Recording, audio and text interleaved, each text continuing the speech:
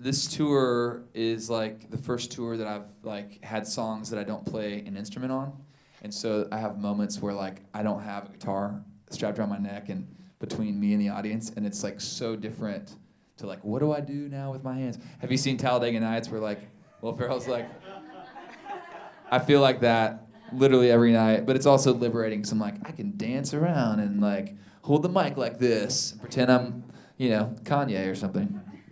Matt Wirtz, are you doing a lot of dancing on tour? I'm trying to dance. I feel like there's moments where I'm like dancing and I'm like, I probably look really dumb right now.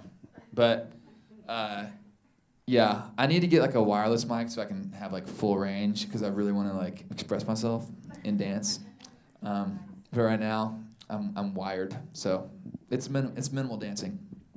Okay, Yeah. things to look forward to. Yeah, absolutely. I definitely want to make sure that the people who are watching are aware that Matt Wirtz is playing at the Belmont tonight That's in right. Austin. Mm-hmm. Come on down. Come on down. If you're within a couple hours drive, it'll be worth it. I love the Belmont. It's so great. Outside, little courtyard vibe. Totally agree. Mm-hmm. All right, I have a question for you. You said wired, and you're sipping coffee. Yeah. And earlier, before we were live, you were telling me about how you geek out on coffee. Yes. Can we talk about this? It's true. Yeah. So, I came to coffee like I bet a lot of people did, which was via the Starbucks Frappuccino, and which I think there might be a little bit of coffee in there, but mostly it's sugar. Uh-huh. And I was like, man, this is good. Coffee's good, And then it was like the bottled Frappuccino, which is like a little more coffee. Mm-hmm. And then slowly but surely, then I'm like, okay, maybe I'll have like a black coffee with like tons of creamer and sugar in it. And then I was dating a girl who like shamed me for putting sugar and cream in my coffee. And so I was like, well, I can't have that. So I started drinking it black. And now I'm like so deep in, I'm like drinking single origin coffees that are like only made by hand, by a really pretentious barista. So there's no turning back at this point. So I'm in. Awesome. Yeah. Awesome. Are you using a French press or? I use primarily an AeroPress, which was, if y'all are familiar with the Aerobie Frisbee. Okay, there's a Frisbee called the Aerobie, and it's like, you can throw it like a mile. And the same guy that invented the Aerobie invented the AeroPress for making coffee, which I want to meet that guy. I think we'd have a lot to talk about. We'd be friends. And he's probably invented other stuff too that I will eventually use exclusively. Is he still alive? I think so, yeah. Okay. He lives in like Palo Alto. I'll He's work on living that. the dream, yeah. Awesome. Yep. Awesome. Okay, so I am openly obsessed with Slow Motion. I think it's one of the greatest songs ever. Thank you so much. Thank you. Do you want to talk about when did you write it? Tell me everything. Yeah, so I made this album. I'm old, by the way. I'm old, and I'm older. We discussed that already. This is awkward. You're older than me. Okay. Matt Wirtz. But I'm V old RN, and I'm trying to. I don't feel old. I feel like I look younger than I am, but that's just because I don't get carded sometimes. I'm like, oh, cool, and they're actually. Oh no, when I do get carded, that's the thing. That's when they card me. I'm like, oh wow, you think I'm under 21? Really? It's just like, no, we're gonna get busted if we don't card you. I'm like, okay. And like I'll do the thing with the waitress, the waiters. I'm like, oh, thanks. Like I'm honored or I'm flattered, and they're really just like, yeah, man, I'm just doing my job, bro. Like, you look old. Trust me. But all that to say, this is probably my 10th album, and I live in Nashville and have been making albums in Nashville, writing and recording them in pretty much the same fashion since I moved there. I actually was considering moving to Austin when out of college. I was like, it's either Austin or Nashville, and my friend that I went to school with got a job at Dell, and he was gonna be either sent here or Nashville. He went to Nashville, so I just went with him and I stayed. So just know, much love for Austin. But anyway, I came around to this record and realized man, I am listening to music that does not sound like the music that I make or that is made in Nashville.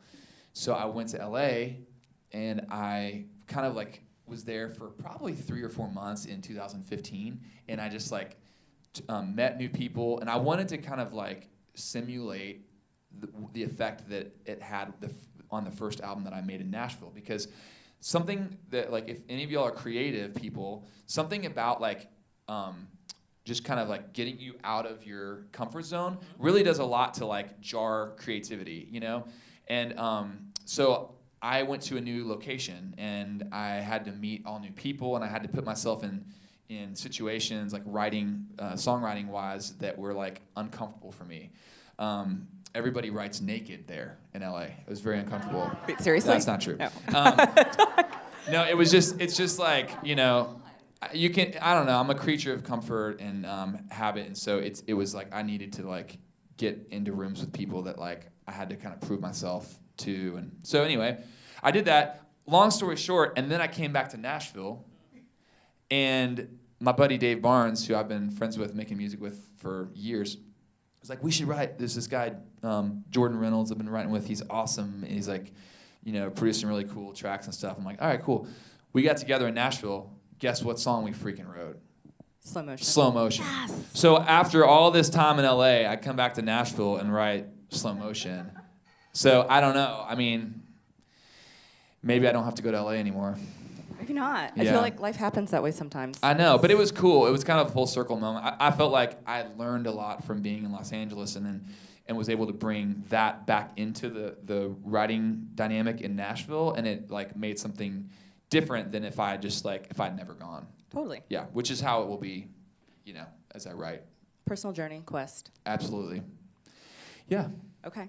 Does that satisfy your? I'm good with that. curiosity? I have more gun shy questions, and Okay, then great. I have questions coming in from the Facebook Live feed. Bring it. Right. I have All answers. right. All right. But first, I want to know, what's your favorite song that you wrote? Coffee break. On Gun Shy. Gun Shy? Yeah. I really like Slow Motion. I really like Unexpected Love a lot, and I rap in that song legitimately. And it's like Yeah, props. it's a total like Bobby Brown rap too. It's so cheesy. It's so like 1993, but it was intentional. And I was, for a minute, I was like, can we get LL Cool J to rap on this?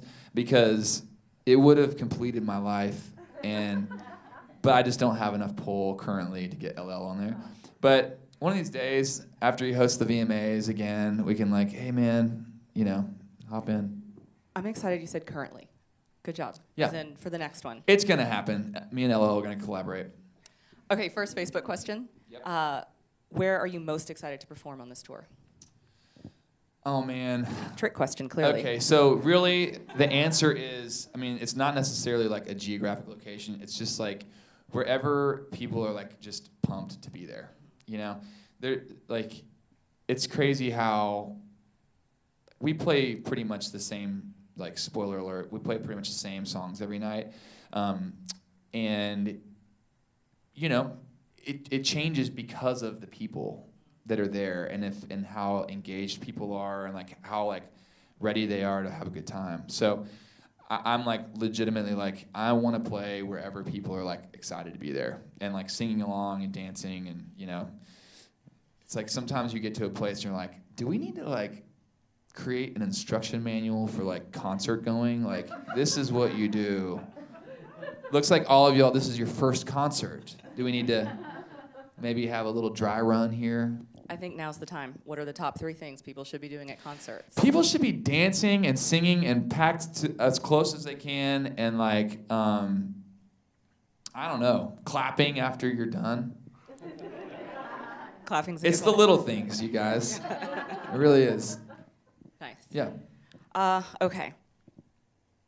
So I'm wondering if I was trading emails with your manager talking about like the big tour van, the tour bus. Yeah. Talk to me about that. Tell us what goes on. Okay, so I just bought a Sprinter van. Are you guys familiar with the Sprinter? It's like basically FedEx vans. I bought one of those. It doesn't say FedEx on the side, but which would be awesome if it did. But it's really big, and this is the first time that I'm bringing like lights with me, so which is pretty cool, and also like we didn't realize what we were getting into. So funny thing about the lights, at first it was started off as like, okay, we're just gonna be bringing a Sprinter, no trailer, you know, so whatever we need to bring needs to fit in the Sprinter. And like, okay, it's gonna be limiting, but like we can do it. Well, then as I left, I'm like, or even like at the end of that conversation, I was like, I do have a 5x8 trailer, 5x8, pretty small, like, so I hadn't thought about it, but we could bring that. And they're like, okay, well, think about it, but if you do, we could give you cooler stuff. I'm like, okay. So I go home, I'm like thinking about it, sleep on it. I'm like, we need to bring the trailer. Obviously. We need to like do this thing right. And so I'm like, guys, we're bringing the trailer. Like, great. We're cooking up something awesome. I'm like, sweet. So the last day of rehearsal before our first show in Nashville, which was like 4 or 5 days ago, we show up to like the rehearsal and the lights are all set up. And I'm like, this is not fitting in a 5x8 trailer. There's no way this is fitting. And so it looks really cool. This is awesome, but this can't fit. And so we like tried putting a few of the cases in just to make sure that like maybe it like packs smaller. Nope, it doesn't. So like scramble around. My manager has like a 7x14 trailer. So go from 5x8 to 7x14. So that's quite a bit bigger. So now we are carrying literally like it's as big as my van. It's like I've got a van and then another van. And you would think like, oh, we've got like plenty extra room, Nope. We are like so packed. We are so maxed out. And to think we were like gonna just be doing this in like a van and trailer, but we are like pushing the boundaries of what you can do in a van and trailer. So if you come tonight, you're gonna be like, oh my gosh, where's this bus and semis? And be like, it's right there. It's the two vans right there. The van pulling the other van. Perfect. Yeah. So we're only 3 shows in, and I'm like, this better get faster and easier to set up, or it's not going to be happening anymore. So I'm being vulnerable with you right now. Right. I appreciate that. I'm hoping it's better. I was just thinking, I'm like, no, you're going to keep the lights, regardless. Yeah. It looks really cool. Yeah. Nice. So I was reading that you were saying if you weren't a musician, you were thinking about being a shoe designer. Yeah, I studied that. Well, it's not called shoe design. It's called industrial design, which is basically product design. If you guys have ever like watched the Apple like video, it's Johnny Ive. Johnny Ive is like the new iPhone is the most advanced. Whatever that guy. So I wanted to be Johnny Ive, and I still kind of do, but I've got time for that. But I wanted to be the Johnny Ive of like footwear. Sneakers primarily. I'm more of a sneaker guy. That was totally my next question. Yeah. I wanted to be Nike, but lately I've been like an Adidas guy. Have you seen their new ads? They're so dope. They're so for creatives. Yeah, my girlfriend is like so hazes me because she's like, you like you're gonna jump ship on Nike, like you're like lifetime. You're like a Nike lifer, and like now you're wearing an Adidas shirt and only buying Adidas shoes. I'm like, Adidas is just killing it right now. I'm sorry, but like they are. You guys, Ultra Boosts, NMDs, they're not paying me for this. I wish they would. I would take payment in shoes, honestly. I don't even, but like Adidas is killing. Okay, I promise to forward this to their people. Please. Good talk. Yes. Yeah. So my one last question for you Yeah. is, how did you? Okay, obviously I like your songs, the whole singer-songwriter thing. Thank you. How do you transition from, hey, I kind of want to make music, to really like making a career? Because I think it's one of those things that there has to be some serious moments of what am I thinking? Yeah, there are.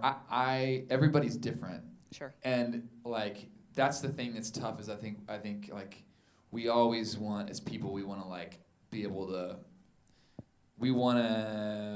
plan and like forecast any like possible like scenarios that might be hard, and it's really hard to like overlay one person's story onto somebody else's. So mine's like totally different, but mine really was like it just was like the next like one step in front of the other. It didn't really ever feel like I was making a crazy jump into like the unknown. Now, granted, I might just have a higher tolerance for risk than other people, where like other people will be like, "Are you serious? Like you took on like this much debt to like make your first album and move to Nashville and like." But I kind of always felt like, yeah, but like I'm playing these camps this summer and like I'm probably gonna sell the CDs there and like it all kind of made sense to me, you know. So I just keep taking like some, you know, calculated risks and hoping that like it pans out, you know. But you know, but I definitely would say that there's I don't know. Everybody's got different opinions. Some people would say like, you know, if it's not working naturally, then like, hey, maybe you should like reconsider. And then other people would say like, no, if you want it, just like fight through it. And I don't know. I'm sure there's like truth in both of those things. You're in the latter camp? I mean, honestly, like it. So right now, I definitely feel like I had a very easy on ramp. Like I felt like my like entrance into my career was like very easy. I think it's gotten more difficult for me to sustain a career, like just because people are always like wanting new, you know, and so that, you know, like I am too. So you want like what you haven't heard of, and I can't tell you like who I'm still listening to 15 years later, you know. So you're fighting for like people's attention, which is getting shorter and shorter, and you know, I'm just trying to like make music that I like, you know, and hoping that like if I'm into it, then it'll be easier for me to like get other people excited about it. So that's the goal. We're excited about it. Yeah. Thank you. We're excited about it. Okay, we're going to wrap up. This has been Matt Wertz. This is an Austin 360 studio session presented by Ticket City. Thank you guys for tuning in. Thank you for sending questions. Matt, thank you so much. Thanks, Rena. Thanks for having me. Of course. See you guys tonight. See y'all later.